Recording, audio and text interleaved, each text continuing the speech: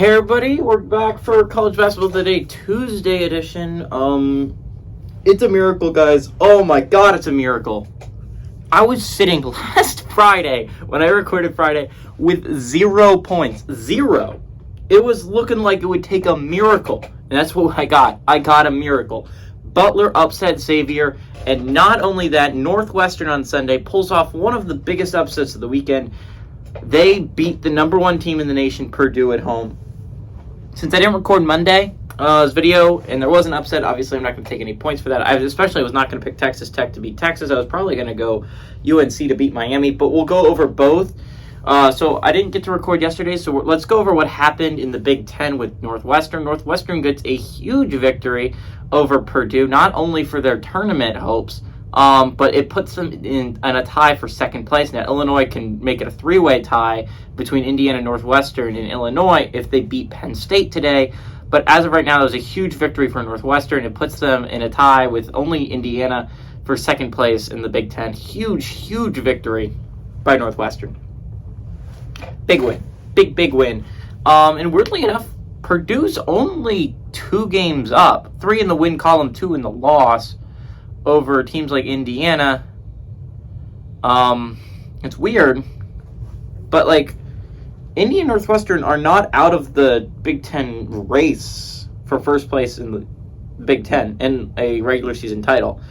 Big 12, there was a big upset last night. Texas Tech gets a huge victory over Texas. Not only is that a big upset and shaking up the conference, but it was a biggest W. Team that took a W yesterday is Baylor. Not only did they get a solid win over a good West Virginia team, they moved to 9-4 in conference. Texas falls to 9-4 in conference. And suddenly, if you're a Baylor fan, you're sitting in a tie for first place atop the Big 12. Texas Tech moves out of last place. Now, we'll see how long that could last. If Oklahoma pulls off the upset over K-State tonight, then Oklahoma can move into a tie for last or whatever. They can tie for...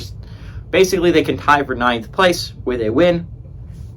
We'll go over that later. But big, Texas Tech moves out of last place. That was a big victory by them. But big loss by Texas gives Baylor an opportunity to win the Big 12. Looking like one of the hotter Big 12 teams right now. Second hottest, winning 4 straight.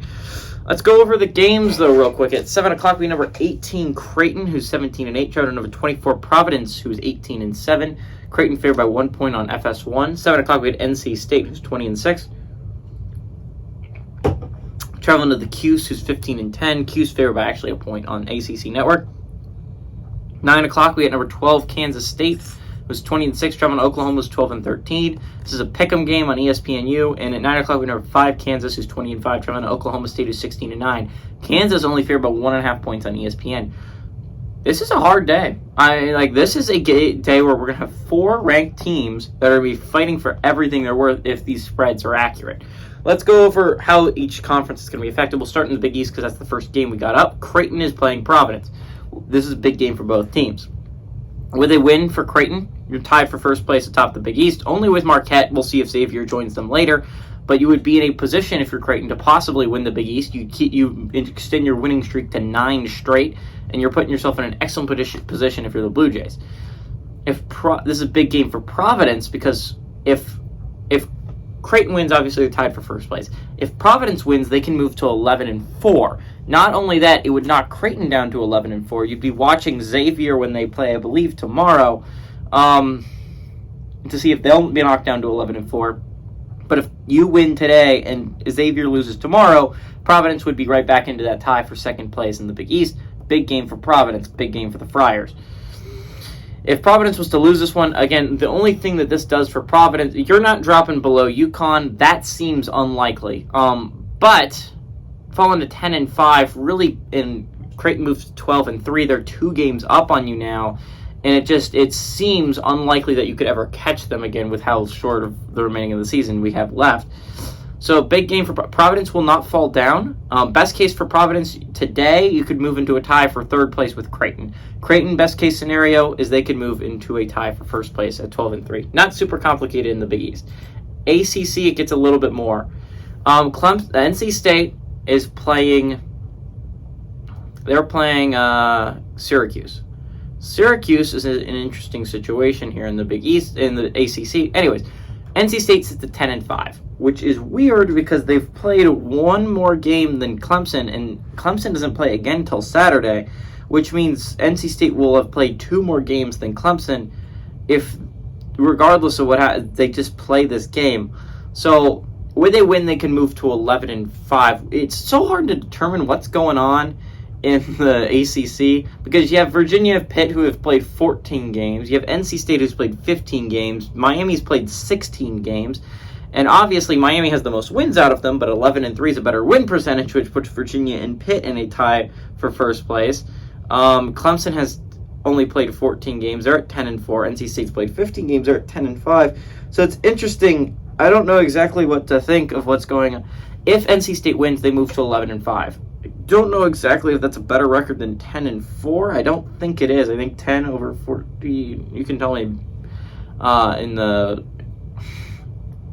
comments down below whether that's higher, but I don't believe it is. 10-6. If NC State loses, they fall to 10-6, and they're only half a game up on Wake. Wake plays, I believe, tomorrow, if I'm remembering correctly.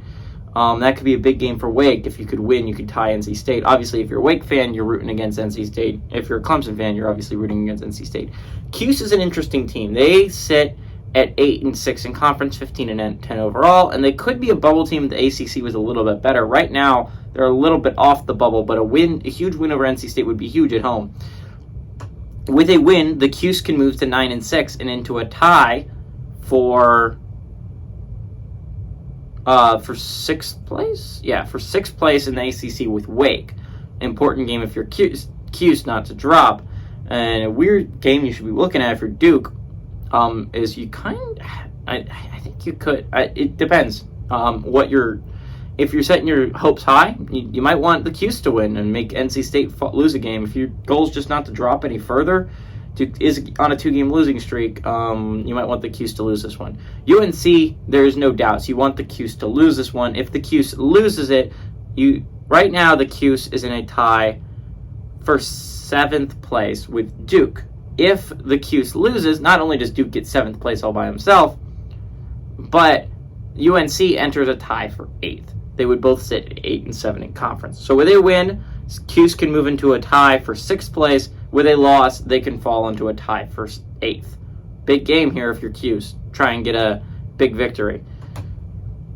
Moving back to the Big 12, because that's where our last 2 games are stationed. We got K-State traveling to Oklahoma, and we got Kansas traveling to Okie State. I feel like right off the bat, the Kansas one's obvious about what can happen.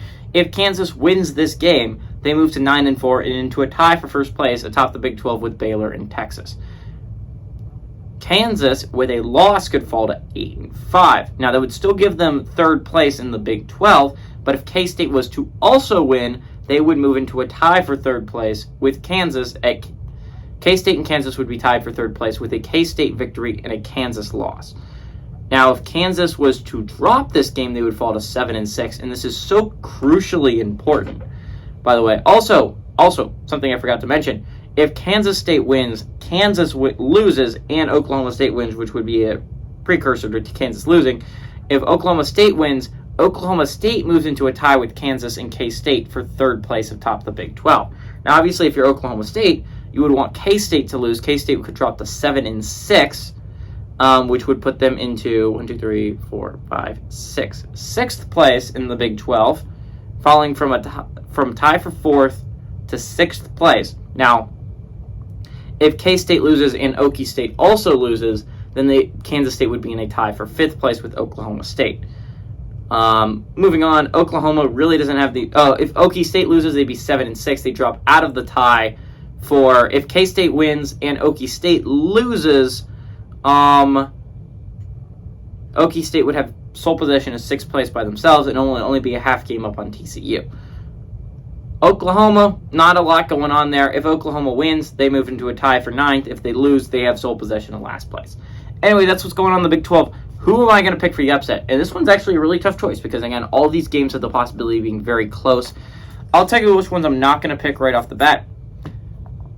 I think NC State's a better team than the Cuse. I think NC State is, and I think they should win on the road against Syracuse. I think K-State played poorly against Texas Tech, but I do think Texas Tech's a solid team. They just beat the best team in the conference in Texas. K-State's traveling to Oklahoma. I think Oklahoma has some serious weaknesses. Even though that's a pick'em game, I'm not picking that one. And that really left Kansas, Okie State, and Creighton, Providence. Kansas, Okie State, I was very close to picking. I'm going to end up picking Creighton over Providence. Not Creighton. Oh my God. Providence over Creighton, and it's for this one reason alone. I think Kansas is really good. And as hot as Oklahoma State is playing, I really don't like picking against Kansas to lose basketball games. As well as Creighton's playing, they're not Kansas. There's a possibility that they could screw up. They could easily screw up, and Providence is going to be at home. So give me Providence to win and pull off the upset of the day. Everybody, this is GGV saying adios amigos and go Friars.